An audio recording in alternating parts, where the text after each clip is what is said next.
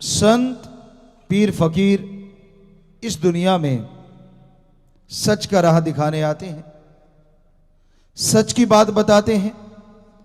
सबका भला करना उनकी जिंदगी का मकसद होता है।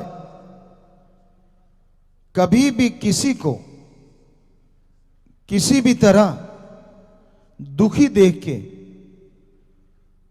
अगर संत पीर फकीर के अंदर तड़प पैदा नहीं होती तो वो संत ही नहीं हो सकता।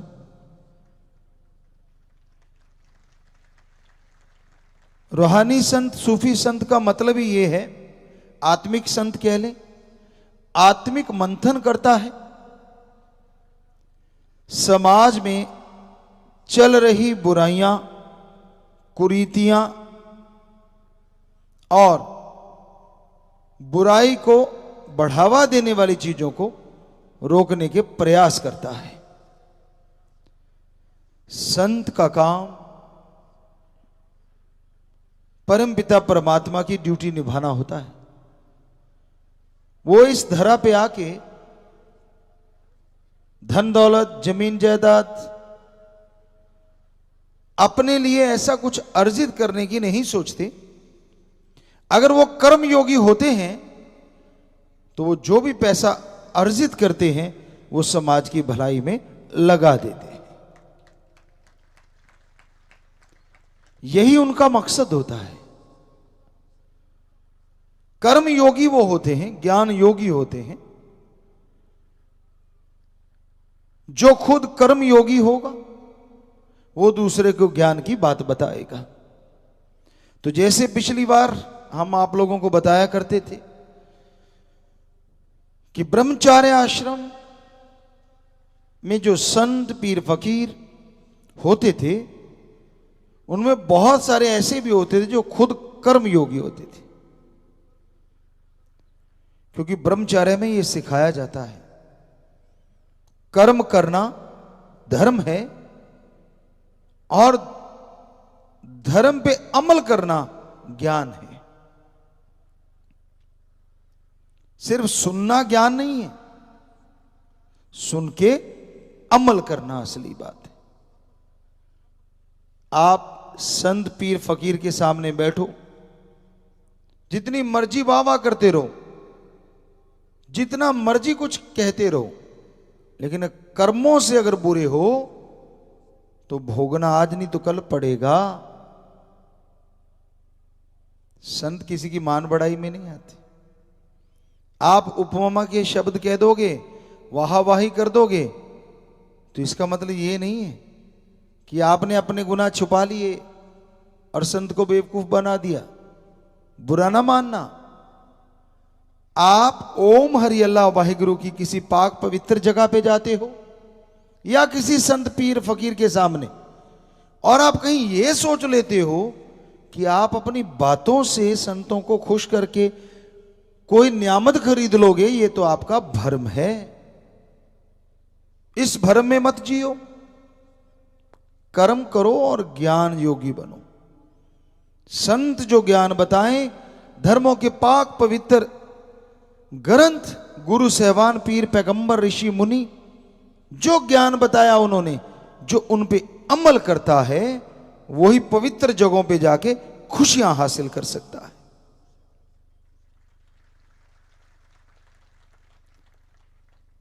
वो तो अपने घर में रह के भी खुशियां ले सकता है, फिर संतों के पास जाना क्यों?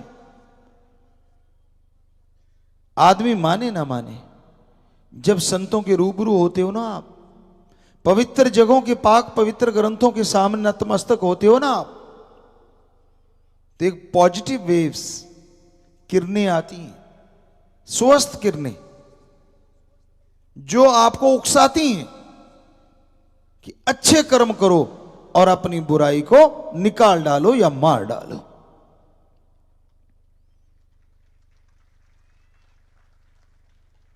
जो बुरा कर्म करता है उसके पास जाओगे तो नेगेटिव एनर्जी आती है, गलत सोच आती है, गलत भावना आती है और गलत ही विचार आते हैं। और जब आपको पता है पवित्र जगहों पे आप जाओ पवित्रता के साथ, ग्रहण करने के लिए, नैरो माइंड के साथ नहीं, तंग दिली के साथ नहीं, खुले दिल के साथ जाइए तो संत पीर फकीरों के यहां से आप हर बार बहुत कुछ नया लेके जाओगे, हर बार खुशियों के खजाने पाओगे। पर घमंड नहीं होना चाहिए, अहंकार नहीं होना चाहिए। क्या आप सोचते हैं सिर्फ टल्ली, शंख, नाद या बाजा बजाने से आप संत पीर फकीर या राम को खुश कर लोगे? तो हवा तो रोज टल्लियां बजाती है, जैसी तेज चलती है। गऊ के गले में टल्ली बांध देते हैं, वो भी रोज बजाती है। और पशु पक्षी होते हैं जो पालतू होते, कहीं हमने देखा है बकरी के गले में बांध दी पुराने टाइमों में, भेड़ के गले में बांध दी, वो तो गब के बैकुंठ चले जाते, क्योंकि तो इतनी टल्ली तो आप बजा ही नहीं सकते। वो जब जब चलते हैं तब तब टल्ली बजती है। टल्ली बजानी है तो पहले मन की बजाओ और आत्मा से बजाओ, तो आप खुशियां हासिल कर पाएंगे, तो दया में रहमत के लायक बन पाएंगे। अपनी भावना का शुद्धिकरण करो। कड़वी बातें होती हैं, लेकिन सच हमेशा कड़वा होता है। कड़वी कुनैन होती है, लेकिन शुगर कोटेड कर दी गई, कहते हैं वो बहुत फायदा करती है बुखार वगैरह में। उसी तरह सच्ची बातें कड़वी तो जरूर लगती, लेकिन आने वाले टाइम में आपके कर्म सही करके आपको जिंदगी के परमानंद की तरफ ले जाते हैं। नाटक करके आप किसी को उसको खुश कर सकते हो जिसको चापलूसी पसंद है। ऐसे होते हैं, कहते हैं ना ये तो फलां का चमचा है। कई चमचा होते हैं, कई थोड़ा सा बड़े बड़ा हो गया, कोई कड़छा भी होता है, वो दूसरों की महिमा गाता है। बचो ऐसे चापलूसों से, सबको कह रहे हैं हम, क्योंकि जो आपके सामने ज्यादा उछलता कूदता है, बहुत सारी चीजें वो अपनी छुपा रहा होता है। अपने आप को एक स्वस्थ कैरेक्टर बताता है। इसलिए हमेशा ध्यान दिया करो, कोई भी आपकी चापलूसी ना करे। और सच्चा दोस्त मित्र वो होता है जो सच्ची बात जुबान से कह के आपके सामने आपको गाइड कर दे। अब आप गलत कर्म कर रहे हैं, कई सज्जन ऐसे होते हमने देखा है, कहते जी मुझे कोई राय नहीं देता। देगा कैसे कोई? आपको किसी की राय पसंद ही नहीं आती। राय वहां दी जाती है जहां ग्रहण करने की शक्ति हो। जब आप अपने आप को यह कह देते हो कि मेरे से बड़ा ज्ञानी कोई दूसरा है ही नहीं, तो फिर आपको राय क्यों देगा कोई? अगर कुछ हासिल करना है तो श्री राम जी खुद विष्णु के अवतार, लक्ष्मण जी शेषनाग नाग के अवतार, फिर भी श्री राम जी ने कहा लक्ष्मण, रावण कोई छोटी मोटी चीज नहीं है। और आपको कितनी बार बताया कि वाकई जो श्री राम जी ने कहा वो सत्य है कि ये बहुत विद्वान, बहुत गुणवान है। इसमें कोई कुरीति आ गई, या दूसरे शब्दों में कि इसने मुक्ति का मार्ग ये तय करवा रखा था, तू जा इससे ज्ञान ले ले। तो उनके सिर की तरफ खड़ गया। लक्ष्मण जी जाके सिर की तरफ खड़े हो गए। तो राम जी मुस्कुराए, रावण कुछ बोला नहीं। श्री राम जी फिर बोले लक्ष्मण, जब गुण ग्रहण करना हो ना तो गुरु के चरणों की तरफ खड़े होते होते, सिर की तरफ नहीं। जब वो घूम के चरणों की तरफ आए और हाथ जोड़ के कहा कि आप मुझे शिक्षा दीजिए, तो फिर रावण ने वो बातें बोली जो हमारे पवित्र ग्रंथों में, रामायण में दर्ज है। सो कहने का मतलब, जब भी आप संत पीर पैगंबरों की जगह पे जाओ या हमारे सभी धर्मों के पवित्र स्थानों पे जाओ, तो अहंकार त्याग के जाओ, दीनता नम्रता से जाओ, मालिक के चरणों में ध्यान रख के जाओ, ना कि सिर पे चढ़ के कूदो। जो दीनता नम्रता का पल्ला नहीं छोड़ते वो जिंदगी में कभी भी किसी भी चीज की कमी महसूस नहीं कर सकते। संत पीर पैगंबर ओम हरि अल्लाह के बहुत ज्यादा करीब होते हैं। वो परम पिता परमात्मा के वो नुमाइंदे होते हैं और जन जन के सेवादार होते हैं। जो पीर फकीर सेवादार है तो उसकी औलाद को मालिक बनने के लिए नहीं सोचना चाहिए। इसमें हम ये नहीं कहते कि कंपनियों के मालिक ना बनो। हमारा यहां कुछ और मतलब है कि जिसके गुरु संत पीर पैगंबर में दीनता नम्रता हो उसके भक्त में अहंकार नाम की चीज तो आसपास भी नहीं पटकनी चाहिए। अगर आप में आ रही है तो अपने आप को लानत दिया करें थोड़ी देर के लिए, ताकि वो चीज आपसे दूर हो जाए। क्योंकि खुद ही अहंकार आदमी को डुबो देता है। मन जालिम इतना जालिम है कि आदमी को कभी भी गड्ढे में गिरा के चारों खाने चित कर देता है। साईं जी ने एक जगह लिखा हुआ है, स्वामी जी महाराज ने, गुरु कहे करो तुम सोई, मन के मते चलो मत कोई, ये बब में गोते खिलवावे, ये गुरु से बेमुख करवावे। नफ शैतान, मन जो आपके अंदर रहता है, नेगेटिव थॉट्स जो माइंड को देता है वो मन है, नफ शैतान है। पॉजिटिव थॉट्स देता है, सकारात्मक सोच देता है, वो आत्मा है, वो रूह है। तो उसकी सुनो, अहंकार ना करो। आज घर में लड़ाइयां हैं ईगो की वजह से, गांव में लड़ाई है ईगो की वजह से, देशों में लड़ाइयां हैं ईगो की वजह से, और कोई क्षेत्र इससे बचा नहीं है। कोई भी क्षेत्र, चाहे वो राम नाम का क्यों ना हो, यहां भी लोगों के अंदर ईगो आ जाती है। मैं उससे कम नहीं, मेरे में क्या कमी, उसमें क्या ऐसा। जी नहीं, भक्त जन तो दीनता नम्रता के पुजारी होते हैं कि नहीं भाई मैं तो सबसे दीन हूं, नम्रता हूं, रखने वाला हूं। अहंकार को ऊपर हावी होने ना दो, क्योंकि अगर ये हावी हो गया तो परम पिता परमात्मा को नहीं पा सकोगे। इसलिए नम्रता धारण करो। यह हमारे पुरातन समय से बताया गया। पर आदमी के अंदर बहुत तरह के अहंकार हैं। कुछ तो ऐसे होते हैं जिनको कोई समझा भी नहीं सकता। राज पहुंच का अहंकार, धन दौलत का अहंकार, जमीन जायदाद का अहंकार, थोड़ा शरीर अच्छा है शरीर का अहंकार, चंद लोग देखने लग गए उसका अहंकार, अपनी सोच का अहंकार कि मेरे जितना चतुर चला कोई है ही नहीं, मैं ही सारी दुनिया से समझदार हूं, बाकी तो पैदल घूम रहे। मतलब उसके कहने का मतलब होता है दिमाग भगवान ने मेरे को दे दिया, बाकी को तो खाली डिब्बा है। तो ये भी एक अहंकार है। और क्या लिखा हमारे धर्मों में, अहंकार को मार जरूर होती है, आज नहीं तो कल होती है। अहंकार मत किया करो। रावण से बड़ा आज तक अभी तक कोई इंसान नहीं है आदमी के रूप में। सर्वश्रेष्ठ साइंटिस्ट था जिसके कंधे पे एटम परमाणु रहता था और दिखता तक नहीं था।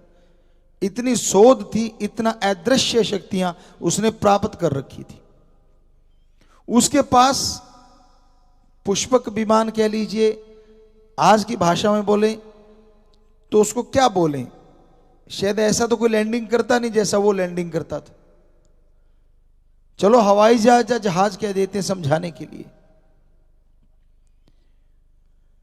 वो सिर्फ और सिर्फ रावण के हाथों की और विभीषण के हाथों की और एक उनके भाई बताते हैं जिनसे वो लेके आए थे, उनके हाथों की पकड़ से और उनकी प्लस रेट से, उनकी सोच से ही उड़ता था। जैसे वो हाथ रखते थे और अंदर दिमाग में सोच की कि इतना किलोमीटर ऊपर जाना चाहिए, वो उतने किलोमीटर ऊपर जाता था।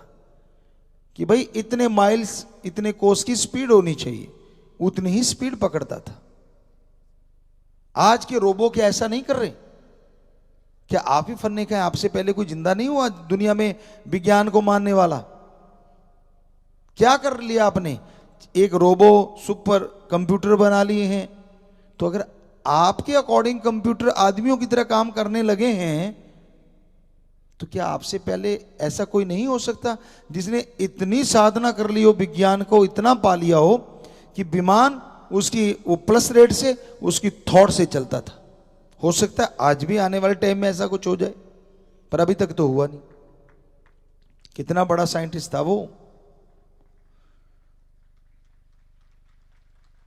और आज तक किसी में ऐसा गुण नहीं आया। चंद्रमा की रोशनी से भी वो काम लेता था, पूरी लंका जगमगाती थी। सूरज की रोशनी, सौर ऊर्जा उस टाइमों में भी उसके पास थी। जब चाहे बरसात करवाता था, यहां चाहे बरसात करवा लेता था। और वो जहाज की चर्चा कर रहे थे, कहीं भी लैंड करवा लेता था। उसके लिए हेलीपैड नहीं बनाने पड़ते थे। तो गजब था ना वो। चलो अभी तो उसके थोड़े से गुण बताए हैं। बहुत भक्ति में अव्वल था। शिव जी का जो महादेव जी हैं हमारे, उनका बहुत बड़ा भक्त था, बहुत वरदान थे उनके पास। तो ये थोड़ी सी बात, इतनी में एक भी बात आप में हो, चलो माना थोड़ा सा अहंकार आ सकता है। अगर नहीं है तो फिर किस बात का अहंकार? उसने भी किया कि मैं मौत को भी हरा दूंगा, क्योंकि बाकी चीजें वो जीत चुका था। क्योंकि उसको लगा मेरी नाभि में अमृत का कुआं है। यहां तक कि उसकी लाइफ का जो चक्र था वो खत्म नहीं होने वाला था। श्वासों पे नियंत्रण कर लिया था, लेकिन वो श्वास थे तो ना उतने जितने लिखे हुए थे। पर उसको लगता था मैं अमृत मेरे अंदर है, नाभि में है, इसको प्रयोग करके मैं भक्ति के द्वारा कभी नहीं मरूंगा, तो मौत से भी टक्कर ले लूंगा। इसी अहंकार में उसने सीता माता को उठाया। और फिर आप जानते हैं, एक लख पूत सवा लख नाती, तै रावण घर दिया न बाती। क्या है ऐसा आप में जो अहंकार कर रहे हो? कौन सी ऐसी चीज है जो रावण के पैर की बराबरी करते हो आप? चंद नोट आ गए, चंद पैसे आ गए, थोड़ी ऐश कर ली, और चार लोगों ने राम अच्छा जी, ये नहीं सोचा कि मेरे को नमस्कार क्यों होती है। सोचा नहीं, बस कहता अच्छा मेरे में कुछ स्पेशल हो गया। अरे भाई कभी शीशे में मुंह देखना, खुद ना डर जाना कहीं देख के, बुरा ना मनाना भाई। कई सज्जन ऐसे भी होते हैं, उनको भी लगता है कि नहीं मेरे में कुछ अलग है। 10 लोग नमस्कार, अलग हो गया कोई रुतबा, अलग हो गया अगर आप ऑफिसर हैं, अलग हो गया कोई राज पहुंच है, तो थोड़ा सा लोग मिलने जुलने ज्यादा लगते हैं। कोई पीर फकीर है उसको भी सलामें होने लगती हैं। पर फिर भी अहंकार का तो कोई मतलब नहीं होना चाहिए ना, क्योंकि सलामें अगर संत पीर फकीर को हो रही हैं तो उस ओम हरि अल्लाह वाहिगुरु के नाम के लिए। अहंकार किस चीज का, किस बात का, क्यों? खुद ही जो करते हैं वो खुदा से दूर रहते हैं। अहंकार जो करते हैं वो दूर रहते हैं राम से। दीनता नम्रता धार के पा लेते हैं राम को। दीनता नम्रता एक भक्त के गहने हैं, इंसान के गहने हैं। जो ऐसे पहन लेता है वो सही रास्ते पे चल पे तो बहुत खुशियां हासिल कर लेता है, और गलत रास्ते पे चल पड़े तो ठगियां भी बहुत मार लेता है। आपने देखा होगा गांव शहरों में कई लोग होते हैं जिनको मीठी छुरी कहा जाता है। हमने तो देखा भाई, पक्का आजमाया हुआ है। आप जाओ, आओ जी आओ जी आओ, बैठो जी बैठो, बैठो जी बैठो, कैसे आए जी, और क्या हाल चाल है आपके? यूं लगता है यार अच्छा कहीं रिश्तेदारी में तो नहीं आ गया, आया दुकान पे सामान लेने, फिर आओ जी चाय पियो जी, आओ जो बिस्किट मंगाओ फुलाओ मंगाओ। मंगाना नहीं होता, बातों बातों से घर पूरा। उनके इशारे बड़े अजीब होते हैं। अरे 2 कप चाय ले आना, 2 कप चाय ले आना, कि मत लाना मत लाना, थोड़ा लेट देखेंगे। इतने में ग्राहक उठ के चला जाता, अरे अच्छा तू चाय नहीं लाया, चाय नहीं लाया, चाय नहीं लाया। हाथ यूं चल रहा होता है। मैं अच्छा बेटा, देखा होगा आपने भी, कहीं ना कहीं तो देखा होगा, पर समझे नहीं होंगे, वो एक अलग बात है जी। बहुत सज्जन हाथ खड़े कर रहे कि हाँ देखा है ऐसा जी, हाथ नीचे कर ले तो देखा है आपने। तो मतलब ये कलाकारी है, कलाकारी। अब पहले शुरू में हमने खुद सुना है कि अच्छा 2 चाय लेना, 2/4 कर देना। किसका ध्यान होता है? अब ग्राहक का ध्यान तो अपने सामान में है। 2/4 का मतलब 2 कप चाय होना चाहिए, बाकी चाहे पानी डाल रहे, पैसे 2 के दूंगा, उसको 4 कप में डाला ना, 2/4। तो आदमी आराम से बैठा होता है और उसने अपना काम कर दिया। तो इस तरह से है तो मीठी छुरी, 10 वाली चीज 50 में या 100 में दे दी, 100 वाली चीज 700 में दे दी। नहीं जी नहीं जी, मेरे को घर में नहीं पड़ती इतने की, तो घर में नहीं पड़ती, तो फिर दुकान इतनी बड़ी कैसे बना ली भाई? अगर घर में नहीं पड़ती तो कुछ कमा ही नहीं रहा, पर जुबान मीठी है, और जो कड़वा बोलते हैं सब कुछ गवा बैठते हैं। तो वो बात आपको सुनाते, कई बार सुनाई, बेपरवाह जी सुनाया करते थे कि कोई व्यापारी था और वो क्या करता था, पशु वगैरह खरीदने करने बेचने करने ऐसा, तो शाम का समय हो गया, सामान अपने साथ रखते थे भाई, थोड़े पशु इस गांव से लिए, वहां रुक गए जंगल में, फिर उस गांव से लिए, ऐसे आगे व्यापार किसी को दे दिया, पशु किसी से ले लिया, तो वो कहीं रुक गए। कहते चलो यार मैं सब्जी बना लाता हूं। जुबान वो आपको आगे बताते हैं कैसी थी। तो उसके पास उस समय आमतौर पे क्या होता है, आलू जल्दी खराब नहीं होते, तो आलू उसके पास थे, और वो एक घर में चला गया, देखा कि ये घर से पूछते हैं, देखा घर में अकेली माता है, तो कहता जी माता मैं क्या ये सब्जी बना लूं? उसने पता नहीं क्या बोला होगा, पर हम नहीं बोल सकते। तो वो कह लगे भाई चूल्हा पड़ा है और चल रहा है, बना ले बेटा। बनाने लगा और बातें करने लगा। कह लगा माता आपके कितने पशु हैं? कहती बेटा तूने क्या करना है? कहता नहीं नहीं फिर भी माता। कहती है एक भैंस गाय है मेरे पास। उसने अपना अकॉर्डिंग बता दिया जो भी था। तो कहने लगा अच्छा अच्छा। कहने लगे माता आपका गेट बहुत छोटा है। कहने लगे तूने गेट से क्या लेना बेटा? कहता नहीं नहीं मैंने तो क्या लेना है, पर माता अगर आपकी भैंस मर गई तो निकलेगी कैसे गेट से बाहर? कहती तू सब्जी बना ले। सब्जी बनाने आया, बना। फिर चल पड़ा, जुबान का कड़वा, बोलना कड़वा। कहता बेटे कितने आपके? कहती एक बेटा है, भगवान की कृपा है, बढ़िया है। कहता शादीशुदा है? कहता हाँ। सब्जी बन गई थी, तैयार हो गई थी, इतने में क्यों बातें करते करते तैयारी में थी। तो कहने लगा एक ही बेटा है? कहते हाँ। बढ़िया है भाई, तेरे को क्या? कहता नहीं नहीं मेरे को कुछ नहीं है, शादीशुदा है। और इतने में सब्जी तैयार हो गई, ऐसे करके अभी देख ही रहा था किसी में डालूं, साथ में बोल पड़ा। कहता माता अगर आपका बेटा मर गया तो आपकी बहू किसको करेगी? वो तंदूर तपाने वाला पंजाबी च कुडन कहते हैं, लकड़ी होती है। कहते खड़ जा। आगे वाली गालियां आप जानते हो क्या दी होंगी, 2-3 गालियां दी और लठ उठाया जैसे ही। अब सब्जी तैयार थी, उसने और तो कुछ देखा नहीं, अब पड़ेंगी। परना रखा करते थे पुराने टाइम में, आज भी रखते हैं कोई ना कोई, ऐसे कपड़ा होता है, तो उसमें डाली और बांधी और तारी बांध ली, और पीछे पीठ पे 1-2 लगी होंगी। निकल लिया इतने में, वो माता ने छोड़ दिया, फिर निकल गया। चलो छोड़ो, गालियां गुलियां दे के वो भाग गया। वो भागता जा रहा है, उसको लगा माता पीछे आ रही है। तो पंचायत होती थी गांव में, चबूतरे से बना देते थे सांझी जगह पे। तो वहां कुछ लोग बैठे थे, कहते और रुको रुको रुको रुको रुको। कहते क्यों? कहते यार तेरा कुछ गिरता जा रहा है। क्या गिरता जा रहा है? कहता ये जुबान का रस है, वो गिरता जा रहा है। तो हो सकता है आप में भी कईयों का गिरा होगा पहले कभी जिंदगी में। राम नाम से जुड़ गए तो बच गए, तो इस रस को गिराया ना करो, इस रस से जोड़ा करो, तोड़ा ना करो समाज में किसी को। मतलब मीठा बोलना सीखो, दीनता नम्रता, पर मीठा अच्छे कर्म के लिए। मीठा बोलने से, बेगर्ज प्यार करने से, निस्वार्थ भावना से जो अच्छे कर्म करते हैं, भक्ति करते हैं, भगवान उनको जल्दी मिल जाया करते हैं। तलवार का जख्म भर जाता है और कड़वा बोली का जख्म नहीं भरा करता। जब भी वो सामने आता है उसकी कही हुई बात याद आ जाती है।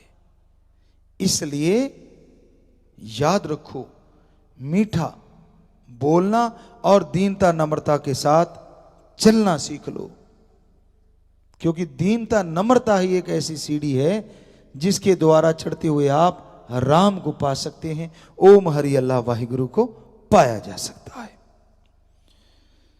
तो प्यारी साध संगत जियो,